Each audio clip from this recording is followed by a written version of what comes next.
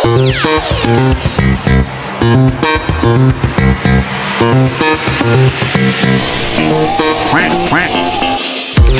pa kaming kuha. Magkano score mo dito, tol? Lahat yan, 350 pati ito. Grabe yung interior design niya to, ano?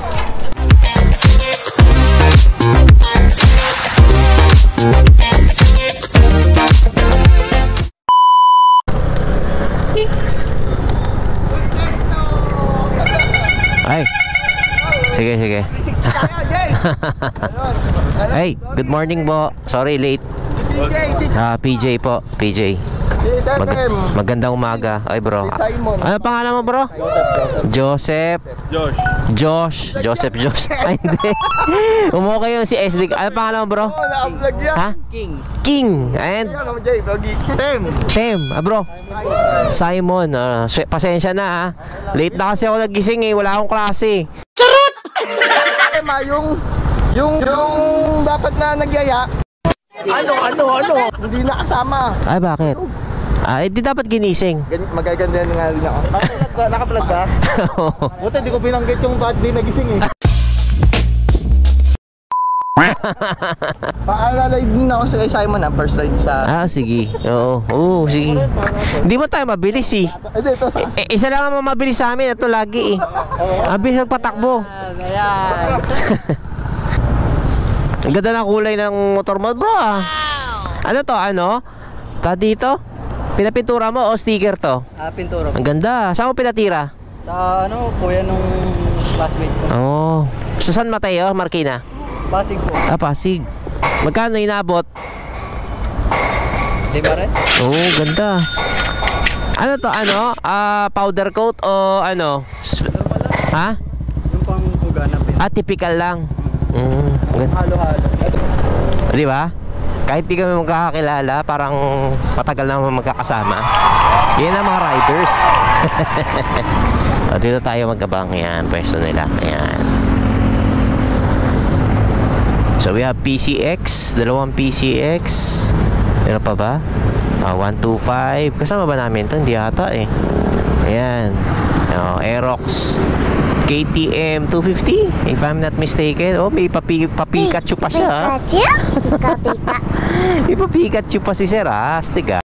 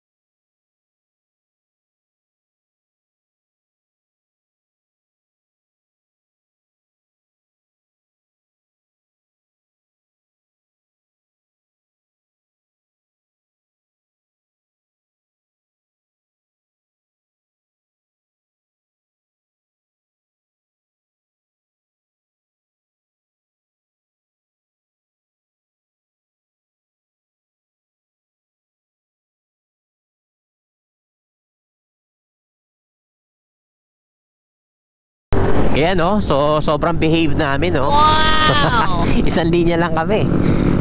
It's a privilege na kasama natin si Kung Fu Panda, si Pikachu, tsaka si White Rabbit. Kompleto tayo dito ng mga cartoon characters. Naalalay lang tayo, may PNP ata. Kaya pala siguro nagtatap yung mga kasamahan natin, yung mga nauunang riders dito, ng kanilang helmet. It's up kasi may checkpoint. Alalay lang. Okay, so at this point sobrang relaxan tayo, sobrang safe. At siguro discuss ko muna konti yung mga gears na suot natin. So right now, meron ako dito itong helmet na to ay SMK helmet to. I think it's an Indian helmet. Pinamodify ko lang siya para maging kamukha siya nung isa sa mga pangarap kong helmet, ang Ruby helmet. Ayan. Sabi ni ate, may ano daw, may checkpoint doon. Yan. So isa sa mga pangarap kong helmet ang Ruby, which costs mga 50,000 and above. Meron pang 100,000 na Ruby helmet. So pinagaya ko tsaka kay Bulogs. Shoutout sa'yo, bro.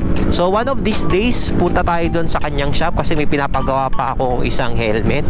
Pinapamodify ko sa kanya. Ayan. And we have ano ba to? Icon gloves.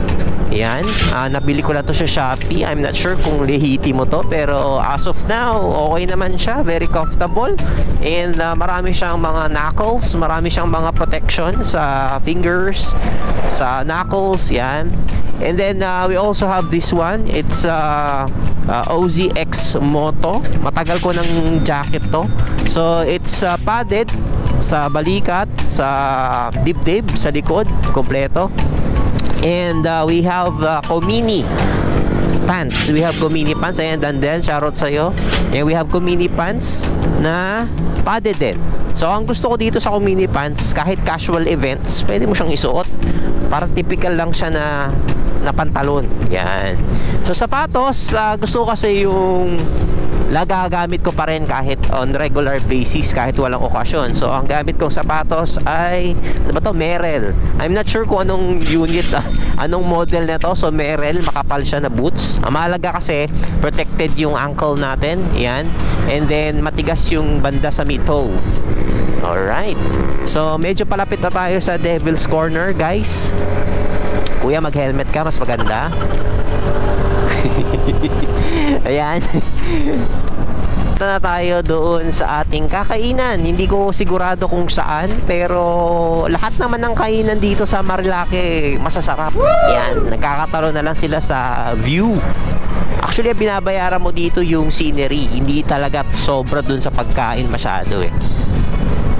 In fairness, kahit Thursday, may pasok, marami pa rin tao. Marami pa rin nagra-rides. Ayan, narinig ata ako ni Kuya, nag-helmet na siya. Oo, doon sa Insta. Isang ano lang. Balag call me at my picture and call me ni Dandel. Kala ko may checkpoint, ganun sila ng ganun. Ano kaya yun? Ingat. Magkano score mo dito, tol? Sa? Yan. Ito? Oo. Kaya ano to eh? Sa'yo? Ha? 350? Ang mura na pala, no? Lahat yan, 350 pati to. Ito medyo mahal, 600. Yun, nasa 1,000 na to. Wow naman! Oo nga eh. 1,000 na. Pero dati, 350 lang siya. Oo, nung sikat. Oo. Sa'yo itong tatlo. Apo. Ang hilig mo sa ganun, ha? Ang cute nga eh. Ayan, so isa sa mga perks ng pagpupunta ng Marilake ay yan yung may mga photographer kasi dyan. Ang problema, yung iba kasi nililin nila ng sobra dun sa area na yun, kaya sumisemplang. Ayan, so pwede ka na mapicturean ng alalay lang yung takbo, pero some of them like to look like a racer, ganyan, parang mukha silang mabilis. Ang problema kasi sa mga ganyan, guys, sample natin tong aking motor. Itong motor ko, may ABS to, pero wala siyang traction control. Yan, kahit yung mga ganong motor, wala siyang traction control. So, ang ibig sabihin nun, yung computer kasi, kapag na-detect niya na yung isang gulong ay nauuna dun sa isa, dapat kasi sabay yan eh. Okay? Kinokontrol ng motor, kahit birahin mo siya, hindi siya magbibigay ng power. Alright? Now, ngayon, yung mga typical na motor na ganyan, yung mga usually yung mga small displacement, walang traction control, kaya oops, muntik ka na, kuya. Pag nauna yung harap, there's a possibility na mag-skid o sumemplang yung area na yan. Diba? So, syempre, aangat yun eh. Pag nagbigay ka ng power, aangat yung harapan. Pwede ka sumemplang. So, once again, isa sa mga reasons kaya medyo delikado i-banking yung mga gantong motor, small displacement bikes, ay walang traction control. A few inches later.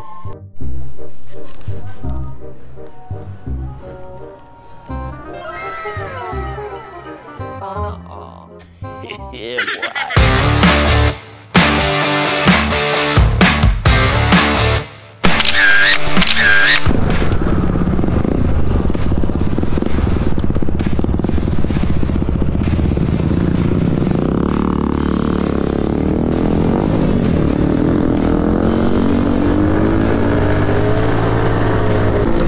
Saan naman tayo pupunta to sunod?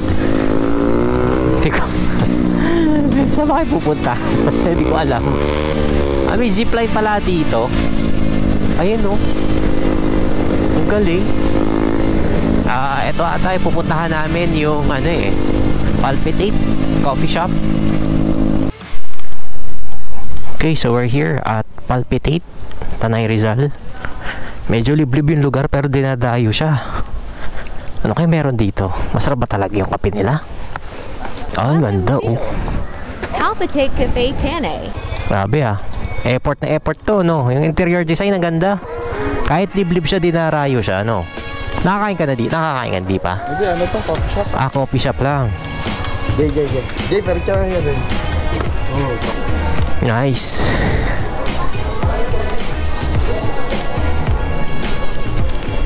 Oh, napaka-cozy ng place. Oh, grabe yung interior design niya to, no? Ang ganda.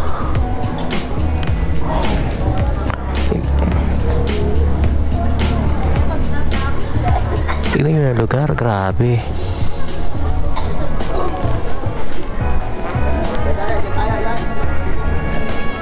Siguro isa lang may-ari niya to at saka to. Parang similar yung structure nila eh. Yung bahay na to. Or mukhang iisa talaga kasi may swimming pool sa other side. Oh, nice.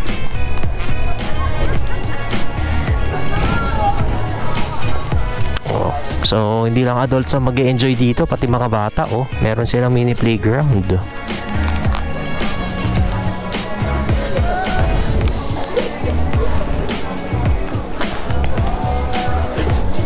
Pambata. Ganda. O may bago tayong tatambayan ah. Pero yun nga, sabi nila puro coffee lang daw dito. Siguro may konting pastries. I'm not sure, check ko mamaya. Let's explore this place.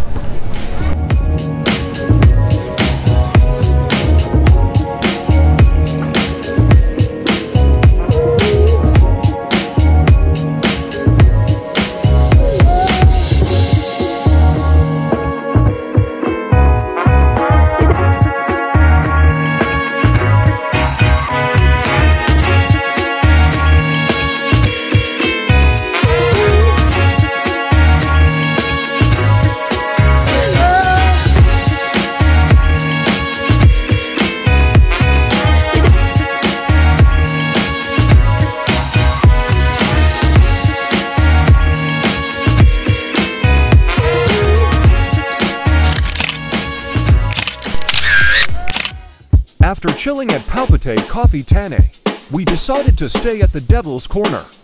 Dandel would take some pictures.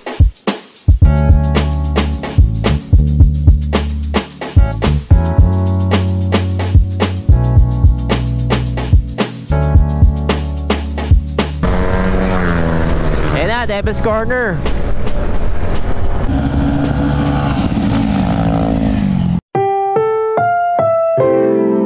Ang programang ito ay rated SPG.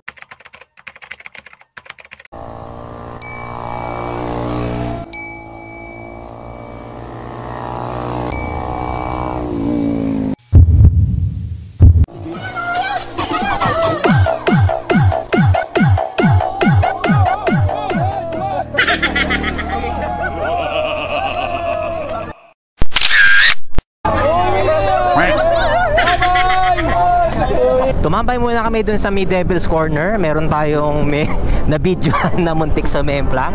Ingat-ingat lang, gaya nga ng sabi ko, yung mga motor na ginagamit natin, mga tulad nito, walang masyadong safety features katulad ng traction control.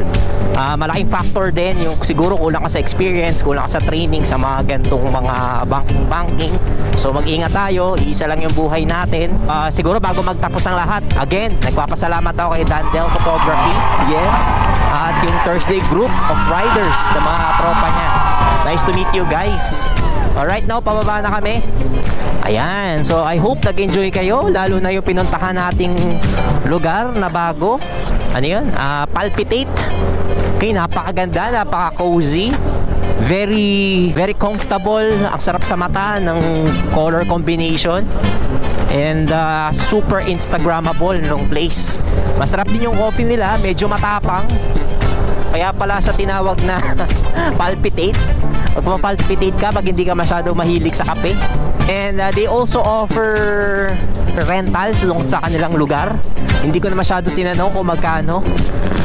Pero okay yung place. Very relaxing. So once again guys, mag-ingat tayong mabuti. Takbong may mahal lang tayo sa buhay. God bless po.